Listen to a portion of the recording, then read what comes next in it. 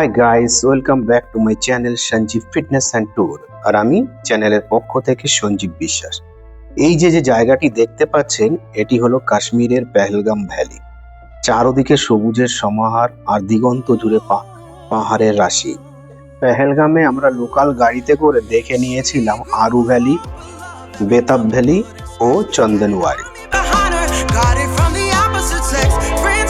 পেহেলগামের একটি বিশেষত্ব হলো এখানে আপনার আনা গাড়ি চলবে না।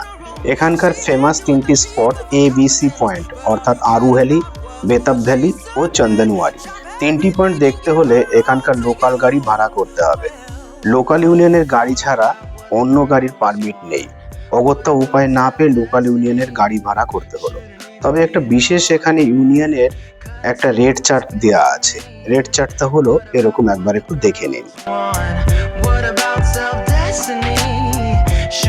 আমরা সামান্য একটু বার্গেনিং করে তিনটি স্পটের জন্য 2500 টাকা দিয়ে এই 4 সিটারের গাড়িটা ভাড়া করলাম এবং রওনা দিলাম প্রথম স্পট আরু ভ্যালির উদ্দেশ্যে। প্রথমে আপনাদের সামনে আরু ভ্যালির একটি চিত্র উপস্থাপন করছি। ভিডিওটি দেখবেন, আশা করি ভালো লাগবে। আর ভালো লাগলে সঞ্জীব ফিটনেস অ্যান্ড ট্যুর চ্যানেলটাকে লাইক, শেয়ার, কমেন্টস করবেন। আর একটা কথা অবশ্যই সাবস্ক্রাইব করতে ভুলবেন না। আপনারা আমার ফেসবুক পেজ ছোট্টু বিশ্বাস ও ইনস্টাগ্রাম পেজ বিশ্বাস ছোট্টু ফলো করবেন। তাতে আমার নতুন ভিডিওর নোটিফিকেশন আপনার কাছে সবার আগে পৌঁছে যাবে।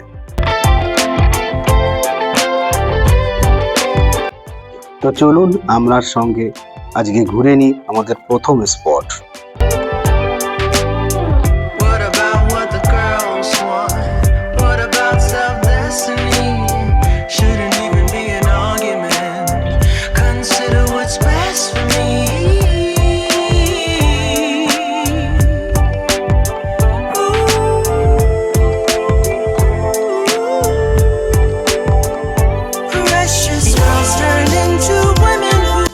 পেহেলগাম জম্মু কাশ্মীরের একটি সুন্দর হিল স্টেশন। আর সেখানে আপনি শ্রীনগর ইন্টারন্যাশনাল এয়ারপোর্ট অথবা জম্মু রেল স্টেশন থেকে, অথবা নতুন যে সিস্টেমটি চালু হয়েছে জম্মু থেকে বন্দে ভারত ট্রেনে শ্রীনগর রেল স্টেশনে নেমে যেতে পারেন। শ্রীনগর থেকে সড়ক পথ ছাড়া আর কোনো উপায় নেই। আপনাকে পেহেলগাম আসতে হবে সড়ক পথে। সেটা ক্যাবস হতে পারে বা বাসও হতে পারে। পেহেলগাম থেকে আমরা যে লোকাল গাড়িটা নিয়ে এসেছিলাম, আমাদের গাড়ি একেবারে আরু ভ্যালি পয়েন্টের কাছাকাছি চলে এলো। প্রথমে আমাদের যে কাজটি করতে হবে, গাড়ি পার্কিং করতে হবে। পার্কিংয়ে যেতে যেতে আমরা আরু ভ্যালির নয়নাভিরাম দৃশ্য উপভোগ করতে লাগলাম। গাড়ির ভেতর থেকে অসাধারণ দৃশ্য দেখা যায়। সাধারণত মার্চ এপ্রিল মাসে এখানে ভীষণ ভিড় হয়, তাই গাড়ির ভিড়টাও খুব বেশি। আরু ভ্যালিতে গাড়ি পার্ক করে পার্কিং এরিয়া থেকে কিছুটা পাহাড়ি রাস্তা ধরে হালকা ট্রেক করে ওপরের দিকে উঠতে হবে। অনেকটা ট্রেক করে আমরা এরকম একটা জায়গায় পৌঁছালাম, যেখান থেকে ভ্যালির ভিউ কতটা সুন্দর দেখা যায় আমার ক্যামেরার ভিডিওর মাধ্যমে আপনাদের সঙ্গে শেয়ার করছি। পাহাড়ের চূড়ায় সাদা বরফের আচ্ছাদন কি অপরূপ লাগছে, একবার একটু দেখে নিন। এখানে পাইন রেস্টুরেন্ট নামে একটি ছোট্ট রেস্টুরেন্ট রয়েছে, হালকা টিফিন করার জন্য এটা উপযুক্ত। এখানে মূলত 6টি পয়েন্ট রয়েছে, যেগুলি ঘোড়ায় করে ঘুরতে হয়।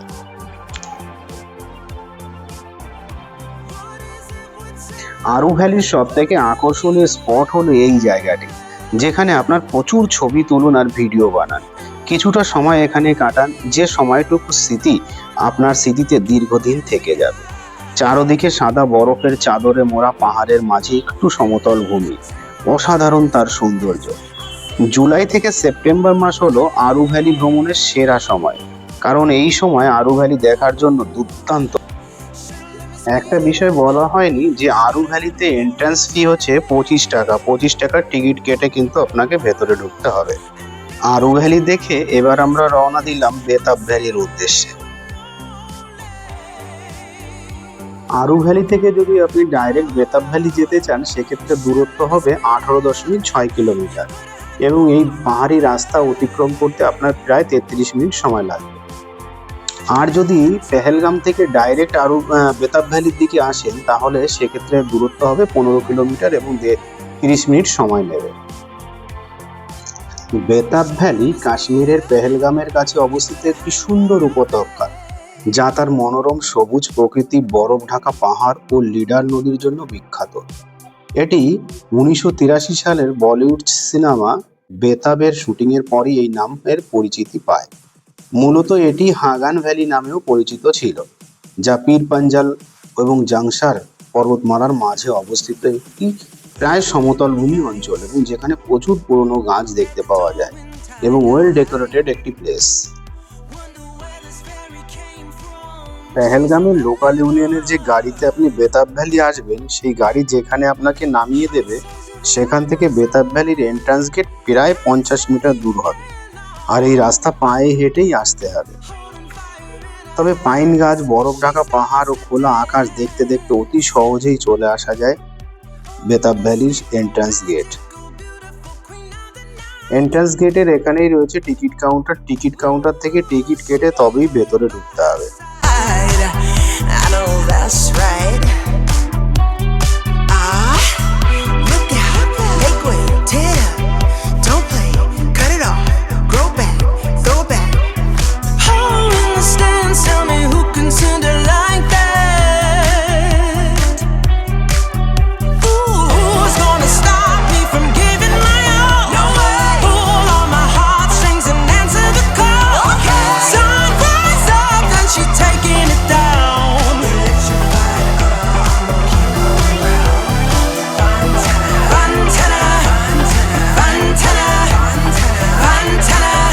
এই হচ্ছে বেতাব ভ্যালির প্রবেশ করবার টিকিট কাউন্টার।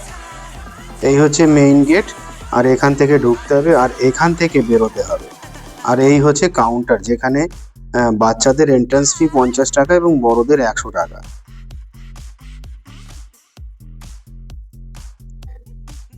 আর এই ব্যক্তি হচ্ছে এখানকার একজন ঘোড়াওয়ালা। এনাদের কাছ থেকে ঘোড়া রেন্ট নিয়ে বেতাব ভ্যালির ভেতরে প্রবেশ করা যায়। বেতাব ভ্যালির একদম গভীরে এনারা নিয়ে যান। বেতাব ভ্যালির ভেতরে ঢুকেই বাঁ দিকে দেখতে পাবেন লিডার নদীর শান্ত জলাধার ও চারপাশের হিমবাহ। ছবি তোলার জন্য একটা অসাধারণ লোকেশন। এখানে আপনি ছবি তুলতে পারেন, সেলফি করতে পারেন, অথবা রিলসও বানাতে পারেন। এরপর দেখুন চারদিকে বিস্তীর্ণ পাহাড়ের মাঝখানটায় সমতল ভূমি এবং সেখানে কিছু ছোট ছোট গাছের সমাহার এবং সবুজ তৃণভূমির বিচরণের স্থান। কি অসাধারণ দেখতে এই ভিউটা লাগে। এই হচ্ছে বেতাব ভ্যালির মূল সৌন্দর্য। এখানটায় শুটিং হয়েছিল সেই বিখ্যাত সিনেমা বেতাব, এবং বেতাবের সেই গানটি জব হাম জওয়ান হোঙ্গে। ধীরে সুস্থে অনেকটা সময় নিয়ে আমরা বেতাব ভ্যালি ভালো করে দর্শন করে নিলাম। বেতাব ভ্যালি ভালোভাবে দর্শন করে রওনা দিলাম চন্দনওয়ারির উদ্দেশ্যে। বেতাব ভ্যালি থেকে চন্দনওয়ারির দূরত্ব 7.3 কিলোমিটার, আর সময় লাগবে মোটামুটি 15 থেকে 20 মিনিট। অন্যদিকে যদি পেহেলগাম থেকে আসা হয়, তাহলে পেহেলগাম থেকে চন্দনওয়ারির দূরত্ব হচ্ছে 16 কিলোমিটার। এক্ষেত্রে প্রায় আধা ঘন্টার ওপরে সময় লাগে। অ্যাকচুয়ালি এবিসি পয়েন্ট তিনটেই পাশাপাশি অবস্থিত। পেহেলগামের আরু ভ্যালি, বেতাব ভ্যালি, চন্দনওয়ারি একই রুটে অবস্থিত, তাই সাধারণত একসঙ্গে লোকাল ইউনিয়নের গাড়িতে করে এই ট্যুরটা করা হয়। অন্যদিকে বৈশালীন ভ্যালিটা আবার অন্যদিকে, এটা কোনো গাড়ি নয়, এটা ঘোড়ায় করে ভিজিট করতে হয়। বাস্তবে জম্মু কাশ্মীরের এই পেহেলগামের প্রতিটা স্পটই দেখবার মতো। যেই রাস্তা ধরে আমরা চন্দনওয়ারির দিকে যাচ্ছি, সেই রাস্তাটার সৌন্দর্যটা কতটা সুন্দর আমার ক্যামেরায় ফ্রেমবন্দি করেছি, আপনারা একটু দেখুন। ভারতের অন্যতম একটি প্রধান তীর্থস্থান হলো অমরনাথ, আর অমরনাথের সূচনা স্থান হলো চন্দনওয়ারি। চন্দনওয়ারি থেকে অমরনাথের মূল মন্দিরটি 30 কিলোমিটার দূরে অবস্থিত। জুলাই এবং আগস্ট মাসে অমরনাথ ঋতুতে চন্দনওয়ারিতে বেস ক্যাম্প তৈরি করা হয়, আর এখান থেকেই মেডিকেল চেক আপ করে যাত্রা শুরু হয়। খুবই চ্যালেঞ্জিং এই যাত্রা।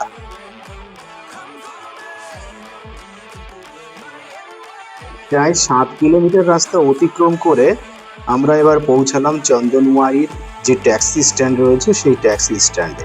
এখানে গাড়ি পার্কিং করে সামনে এগোতে হবে। খুব বেশি দূর নয়, তবে দূর থেকেই দেখা যাচ্ছে চন্দনওয়ারির বরফ।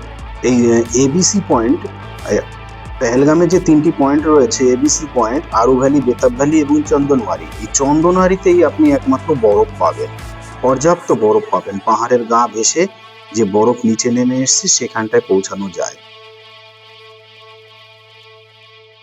সামনে ওই দেখা যাচ্ছে চন্দনওয়ারির মেন স্পট, এই স্পটটায় যেতে হবে। এখানেই বরফের সঙ্গে কিছুটা সময় কাটিয়ে আনন্দ উপভোগ করার, আর কিছুই নেই। চন্দনওয়ারির এই যে ভিউটা, পাহাড়ের মাঝখানে এত সুন্দর একটা জায়গা এবং বরফে সজ্জিত পাহাড়, চারদিকে পাইন বন, এই ভিউটাই দেখবার জন্য চন্দনওয়ারিতে আসা হয়। অন্যথায় আরেকবার আসা হয়, সেটা হচ্ছে অমরনাথ যাত্রা, প্রথমেই বলা আছে। কিন্তু আমরা যেহেতু অমরনাথ যাত্রা করব না, আমরা চন্দনওয়ারির সৌন্দর্য দেখতে এসেছি, তাহলে চন্দনওয়ারির এই মেন পয়েন্টটায় আপনাদের সবাইকে আসতে হবে। আমরাও এই মেন পয়েন্টটায় গিয়েছিলাম এবং এখানকার সৌন্দর্য দারুণ, সত্যি খুব দেখবার মতন, আর বরফের স্বাদটা কিন্তু এখানে পাওয়া যায়। এখানকার ঢাকা পর্বতমালা, স্বচ্ছ জলের ধারা এবং মনোমুগ্ধকর দৃশ্য পর্যটকদের আকর্ষণ করবেই এত সুন্দর দৃশ্য দেখার জন্য। আর চন্দনওয়ারি নামের অর্থটা হচ্ছে চাঁদনি রাতের উঠান। চন্দনওয়ারির মেন ভিউ পয়েন্ট, এই যে আমরা যেই পজিশনটা এখন আছি, এই পজিশনটা হচ্ছে সমুদ্রপৃষ্ঠ থেকে 2895 মিটার, অর্থাৎ 9500 ফুট উপরে অবস্থিত। বুঝতেই পারছেন উচ্চতা যথেষ্ট, সামান্য শ্বাসকষ্ট হতে পারে, এটা সাবধান থাকবেন, এটা আমার অ্যাডভাইস রইল। চন্দনওয়ারির, আরু ভ্যালি এবং বেতাব ভ্যালি, পেহেলগামের এই 3টে স্পট ভিজিট করে এবার আমাদের ফেরবার পালা।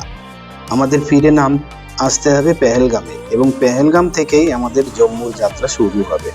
এখান থেকেই আমাদের যাত্রা শেষ। আমরা জম্মু স্টেশন হয়ে আমাদের ডেস্টিনেশন হাওড়া, এবং হাওড়া থেকে বগুড়াতে পৌঁছাবো। কিছুটা সময়ের মধ্যেই আমরা পৌঁছে গেলাম পেহেলগামে। পেহেলগামের মেন মার্কেটেই আমাদের হোটেল ছিল, হোটেলে প্রবেশ করলাম এবং এর মধ্যে দিয়েই আমাদের আজকের যাত্রা শেষ হলো। Thanks for watching this video.